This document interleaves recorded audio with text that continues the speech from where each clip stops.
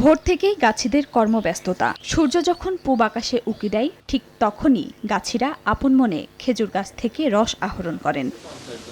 রস থেকে তৈরি হয় ভেজালমুক্ত সুস্বাদু খেজুরের গুড়। যশোরের পাটালি ও ঝোলা গুড়ের সুনাম দেশব্যাপী। জেলার বিভিন্ন গ্রামে পুরোদমে চলছে রস সংগ্রহ ও জাল দিয়ে গুড় তৈরির কাজ। পাটালি ও ঝোলা গুড় তৈরিতে ব্যস্ত সময় পার করছেন গাছি ও কৃষক পরিবারগুলো। উৎপাদিত গুড়ের দাম ভালো পাচ্ছেন বলে জানান তারা। আমাদের এই গুড় উৎপাদনটা ভালোই হয়। উৎপাদনটা দিয়েই আমাদের বাড়তি কিছু টাকা আমরা সঞ্চয় জমা করে রাখি। 120টা গাছ কাটলেই 1,10,000 টাকা ডানি ফেলা কোনো অসম্ভব কিছু না। গুড়ের দামটা ওরা আগে বিক্রি করতো 300, 250, সর্বোচ্চ 400 টাকা। এখন সেই গুড়টা তারা বিক্রি করছে 700 টাকা কেজি।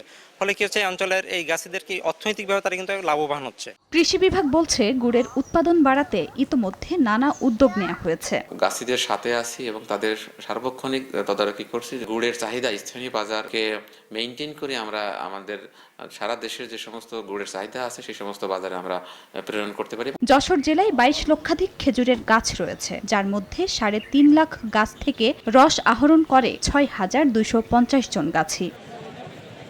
এদিকে চুয়াডাঙ্গার সরোজগঞ্জ বাজারে জমজমাট খেজুরের গুড়ের হাট। চাহিদা বেশি থাকায় সরবরাহ ভালো, স্বাদে ও ঘ্রাণে অতুলনীয় হওয়ায় দেশের বিভিন্ন জেলা থেকে আসেন ক্রেতারা। সপ্তাহে 2 দিন, সোমবার ও শুক্রবার এই হাট বসে। ভোর থেকে দুপুর পর্যন্ত চলে বেচাকেনা।